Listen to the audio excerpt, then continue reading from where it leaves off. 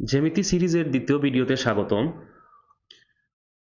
এই ভিডিও সিরিজে আমরা চেষ্টা করব জ্যামিতি সম্পর্কিত কনসেপ্ট একদম শূন্য থেকে শুরু করে অ্যাডভান্স লেভেল পর্যন্ত নিয়ে যাওয়ার।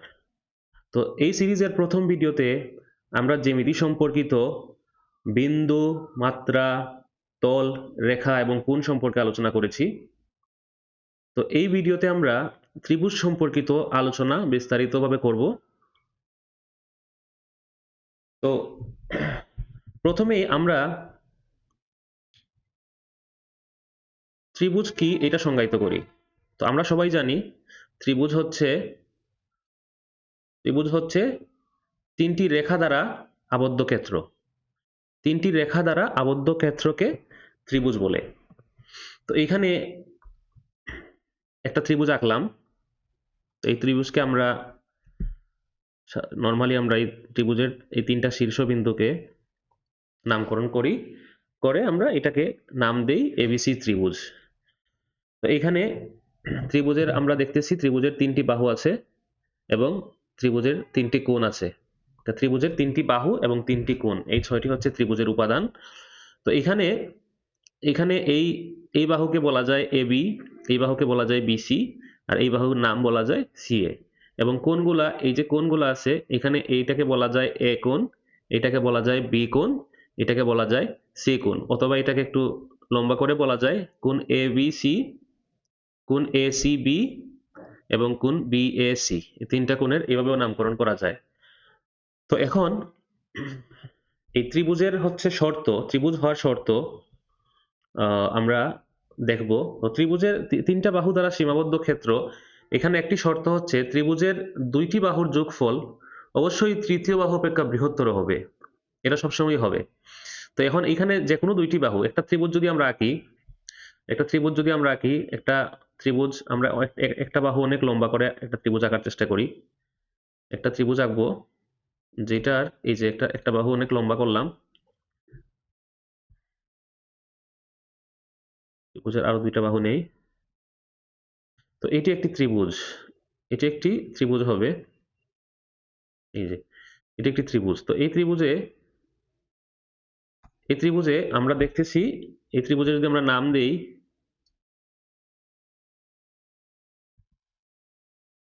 এবিসি, তো এখানে এখানে এই বিসি বাহুটা অনেক লম্বা এই ত্রিভুজে, কিন্তু তারপরেও তা হচ্ছে দুইটি বাহুর যোগফল অপেক্ষা বড় হইতে পারবে না। তো এখানে এবি প্লাস এসি অবশ্যই বিসি থেকে বড় হবে। তো এই শর্তটা মনে রাখলে এটা দিয়ে কিন্তু কোয়েশ্চন আসে। এই শর্ত দিয়ে মানে এরকম হচ্ছে কোয়েশ্চন আসে পরীক্ষায়, যে একটা বাহুর দৈর্ঘ্য দিয়ে দিল, তো সেটা দিয়ে কয়টা ত্রিভুজ তৈরি করা সম্ভব, এরকম একটা কোয়েশ্চন আসে। যেমন একটা কোয়েশ্চন এরকম আসছিল, চারটা রেখাংশের দৈর্ঘ্য দিয়ে দিছিল, সেগুলা ছিল 1 সেন্টিমিটার, 1 সেন্টিমিটার, 2 সেন্টিমিটার, 3 সেন্টিমিটার এবং 4 সেন্টিমিটার। এটা এনটিআরসি পরীক্ষায় এসেছিল। বলছে এই চারটি রেখাংশ দ্বারা কয়টি ত্রিভুজ অঙ্কন করা যাবে, তো এখানে আমরা একটু যদি চিন্তা করি যে এখানে যদি আমরা এই 1, 2 এবং 3 সেন্টিমিটার নেই, তো দেখবো কি হয়। এখানে এখানে 1 আর 2 নিলে 3-এর সমান হয়ে যায়। তার মানে 1, 2 সেন্টিমিটার এবং 3 সেন্টিমিটার এই তিনটা রেখাংশ নিয়ে আসলে কি হবে, ত্রিভুজ হবে না। কারণ ত্রিভুজের শর্ত হচ্ছে দুইটি বাহুর যোগফল অবশ্যই তৃতীয় বাহু অপেক্ষা বৃহত্তর হইতে হবে। তাহলে 1, 2, 3 দিয়ে আমাদের ত্রিভুজ হচ্ছে না। তো এরকম করে আমি যদি 1, 2, 1 আর 2 আর 4 নেই, তা তো হবে না, কারণ 2 আর 1 3, 4 থেকে সেটা বড় হচ্ছে না। তারপরে আমরা যদি 1 আর 3 নেই, 1 আর 3 নেই, 1 আর 3 নেই, তো 1 আর 3-এর 4 হবে। তো এখানে 4 একটা বাহুর দৈর্ঘ্য হচ্ছে, আরেকটা বাহু হচ্ছে 4, তো সেটা নিলেও হবে না, 1, 3, 4 নিলে হবে না। তাহলে আমরা এই কম্বিনেশন গুলা 1, 2, 3 এই কম্বিনেশনে হবে না, 1, 2, 4 এই কম্বিনেশনে হবে না। 1 3 4 এই কম্বিনেশনে হবে না। তাহলে তাহলে আমরা দেখতেছি কি হয় এখানে 1 2 1 2 একসাথে নিয়ে কোনো ত্রিভুজ অঙ্কন করা সম্ভব না, 1 3 4 নিলেও সম্ভব না। এখানে যদি আমরা 2 3 4 নেই তাহলে একটা ত্রিভুজ হবে, তাহলে একটা ত্রিভুজ হবে। 2 আর 3 এর যোগফল হচ্ছে 5, 2 আর 3 এর যোগফল হচ্ছে 5, যেটা হচ্ছে 4 থেকে বড়। তাহলে এই ক্ষেত্রে মাত্র একটি ত্রিভুজ অঙ্কন করা সম্ভব। তাহলে এটা হচ্ছে এটার উত্তর। তো এরকম কোয়েশ্চন এই শর্তের উপর ভিত্তি করে এরকম কোয়েশ্চন আসে। তো এরপরে আমরা ত্রিভুজের আরেকটা প্রপার্টি, যে ত্রিভুজের হচ্ছে তিনটা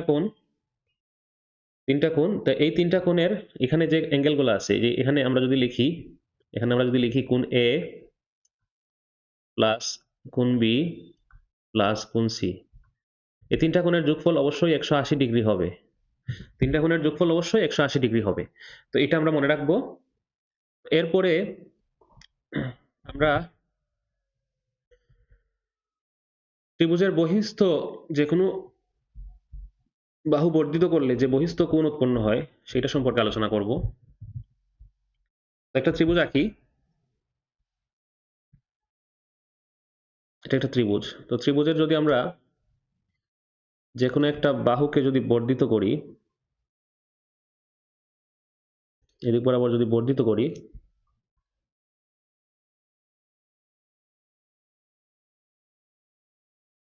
বর্ধিত করলাম, তো এক্ষেত্রে ত্রিভুজটা হচ্ছে এবিসি।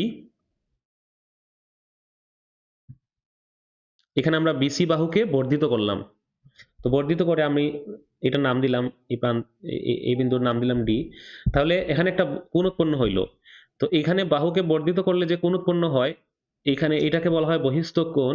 বহিস্থ, এটা বাইরের দিকের কোণ, বহিস্থ কোণ। তো বহিস্থ কোণ এখানে হচ্ছে কোণ এসিডি, কোণ এসিডি, বহিস্থ কোণ। তো এই বহিস্থ কোণ হচ্ছে গিয়ে এই অন্তস্থ, এই যে দুইটা কোণ, এই দুইটা কোণের যোগফলের সমান হবে। অর্থাৎ এই বহিস্থ কোণ এসিডি সমান কোণ এ এবং কোণ বি এর যোগফলের সমান হবে। তাহলে উদাহরণস্বরূপ আমরা যদি এখানে একটা ত্রিভুজ আঁকি, একটা অসম অসম ত্রিভুজ নিতে যাচ্ছি, এরকম একটা ত্রিভুজ আঁকবো।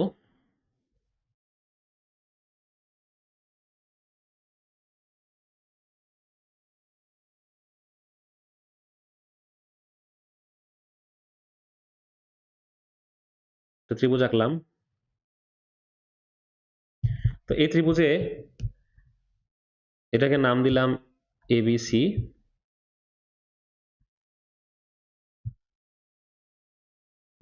এবিসি, এবং একটা বাহুকে বর্ধিত করে দিলাম, একটা বাহুকে এদিকে বর্ধিত করে দিলাম।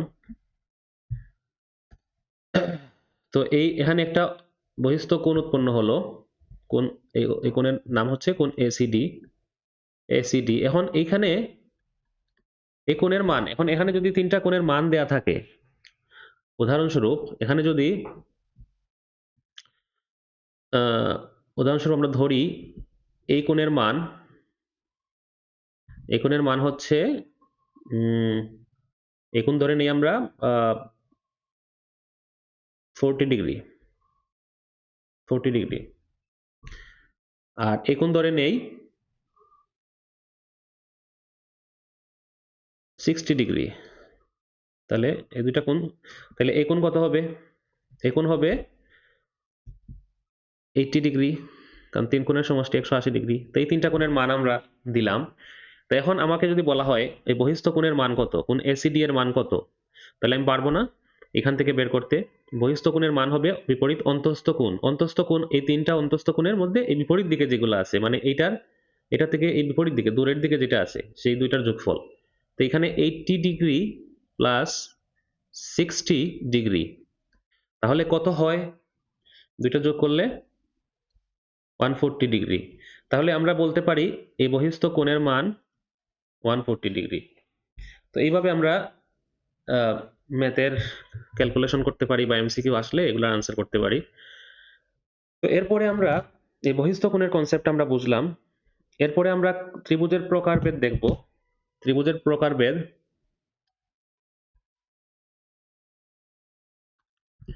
তো ত্রিভুজ কয় প্রকার আমরা কি জানি? ত্রিভুজ বাহুর ভিত্তিতে 3 প্রকার। ত্রিভুজের বাহু আছে, কোণ আছে, বাহুর ভিত্তিতে ত্রিভুজ 3 প্রকার। তো 3 প্রকার ত্রিভুজ কি কি? তো 3 প্রকার ত্রিভুজ হচ্ছে, বাহু তিনটা যদি সমান হয়, বাহু তিনটা যদি সমান হয়, এরকম যদি হয়, বাহু তিনটা সমান হয়, তো এটা হচ্ছে গিয়ে বাহু তিনটা, ত্রিভুজের বাহু তিনটা সমান হইলে এটাকে বলা হয় সমবাহু ত্রিভুজ। এটাকে বলা হয় সমবাহু ত্রিভুজ। সমবাহু ত্রিভুজ। তো এই ত্রিভুজের আমি নামকরণ করলাম A B C. A B C. তো এখানে এখানে বাহুগুলো সমান। এবি বাহু সমান, এসি বাহু সমান, বিসি বাহু। সমবাহু ত্রিভুজের 3টে বাহু সমান। এবং আরেকটা ইয়ে হচ্ছে এখানে, আরেকটা ত্রিভুজের আরেকটা প্রপার্টি হচ্ছে, দুইটা বাহু যদি সমান হয় তাহলে তাদের বিপরীত কোণগুলো সমান হবে। দুইটা বাহু সমান হলে বিপরীত কোণগুলো সমান হবে। কিরকম? এটা আমরা হচ্ছে একটা যাতে বলি, যেমন এখানে এখানে আমরা এখানে যেহেতু 3টা বাহুই সমান, তো এখন এই বাহু সমান, তাই না? এই বাহু সমান। তাহলে দুইটা বাহু সমান হলে তাদের বিপরীত কোণগুলো সমান হবে। তো এই বাহুর বিপরীত কোণ কোনটা? এই বাহুর বিপরীত কোণ হচ্ছে এই কোণ সি। কোণ সি। আর বিসি বাহুর বিপরীত কোণ কোনটা? কোণ এ। বিপরীত দিকে অবস্থিত কোণ এ। তার মানে কোণ এ আর কোণ সি সমান হবে। আবার আমরা এখানে দেখতেছি বিসি বাহু আর এসি বাহু তো সমান। তাহলে কি হবে? এসি বাহুর বিপরীত কোণ, তার মানে এই কোণ বি, আর বিসি বাহুর বিপরীত কোণ মানে কোণ এ সমান হবে। তার মানে আসলে এখানে 3টা কোণই পরস্পর সমান হবে। তো সমবাহু ত্রিভুজে 3টি কোণই পরস্পর সমান। 3টি কোণ পরস্পর সমান। তো 3টা কোণ যদি পরস্পর সমান হয়, আমরা এখানে বলতে পারি না এখানে 3টা কোণের যোগফল 180 ডিগ্রি। তাই 3টা যদি সমান হয় তাহলে ইকুয়াল ভাগ হবে 380 ডিগ্রি ভাগ 3, সরি 180 ডিগ্রি ভাগ 3, তার মানে হচ্ছে 60 ডিগ্রি। তাহলে প্রত্যেকটা কোণের মান হবে 60 ডিগ্রি। তো সমবাহু ত্রিভুজের আমরা প্রপার্টি তাহলে আমরা কি জানলাম? সমবাহু ত্রিভুজের 3টি বাহুই সমান, 3টি কোণও সমান, এবং প্রত্যেকটি কোণের মান 60 ডিগ্রি করে হবে। তো এরপরে আরেকটা ত্রিভুজ, সমবাহু ত্রিভুজ যেখানে 3টা বাহু সমান, তাহলে আরেকটা ত্রিভুজ কি? সেটা হচ্ছে সমদ্বিবাহু ত্রিভুজ। সমদ্বিবাহু ত্রিভুজ কিরকম? সমদ্বিবাহু ত্রিভুজ মানে হচ্ছে যে ত্রিভুজের 2টি বাহু পরস্পর সমান। যে ত্রিভুজের 2টি বাহু পরস্পর সমান, একটা সমদ্বিবাহু ত্রিভুজ আঁকি। এখানে একটা ত্রিভুজ যদি এরকম হয়, একটা ত্রিভুজ যদি এরকম হয় যেখানে দুইটি বাহু, ত্রিভুজের 2টি বাহু সমান হয়, তো এখানে একটা সমদ্বিবাহু ত্রিভুজ আঁকলাম। এখানে এটাকে আমরা নাম দিলাম এ বি সি। এটাকে আমরা বলবো সমদ্বিবাহু ত্রিভুজ। ওকে। তো এখানে সমদ্বিবাহু ত্রিভুজে কি হয়? 2টি বাহু সমান হয় আর আরেকটা বাহু অসমান হয়। তার মানে এখানে আমরা দেখতেছি কি, এখানে এবি বাহু আর এসি বাহু সমান, কিন্তু এবি আর এসি বাহুর সমান নয়, বিসি বাহুটা সমান নয়, বিসি বাহুটা অসমান। তো এরকম হলে এই ত্রিভুজকে বলা হবে সমদ্বিবাহু ত্রিভুজ। সমদ্বিবাহু ত্রিভুজের 2টি বাহু সমান। তো এইখানে এই ত্রিভুজের, সমদ্বিবাহু ত্রিভুজের, তাহলে সমদ্বিবাহু ত্রিভুজের এইখানে আহ, এই অ্যাঙ্গেল এবং এই অ্যাঙ্গেল, এই দুটা কোণ কি হবে? পরস্পর সমান হবে। কারণ এখানে যেহেতু 2টা বাহু, এই 2টা বাহু একটু খেয়াল করেন, এই 2টা বাহু সমান। তো 2টা বাহু সমান হলে তাদের বিপরীত কোণগুলো সমান হয়। তার মানে এই এবি বাহুর বিপরীত কোণ কোনটা? কোণ সি। আর এসি বাহুর বিপরীত কোণ কোনটা? কোণ বি। তাহলে এখানে আমরা কোণ বি সমান কোণ সি লিখতে পারি। সমদ্বিবাহু ত্রিভুজের এই 2টা বাহু সমান হয়, এই 2টা বাহুর বিপরীত কোণগুলো সমান হবে। কোণ বি ইকুয়াল টু কোণ সি হবে, কিন্তু কোণ এ ইকুয়াল টু কোণ এ ইকুয়াল হবে না, কোণ এ অসমান হবে, যেহেতু এখানে বিসি বাহুটা অসমান। আচ্ছা, এরপরে আমরা আরেকটা ত্রিভুজ নিব। সেটা হচ্ছে যেখানে বোঝাই যাচ্ছে কি হবে, সেখানে 3টা বাহুই অসমান হবে, 3টি বাহুই অসমান হবে। তো সেটা হবে গিয়ে কি নাম? সেটা হচ্ছে বিষমবাহু ত্রিভুজ। তো একটা বিষমবাহু ত্রিভুজ আঁকি। এরকম একটা ত্রিভুজ যদি হয়,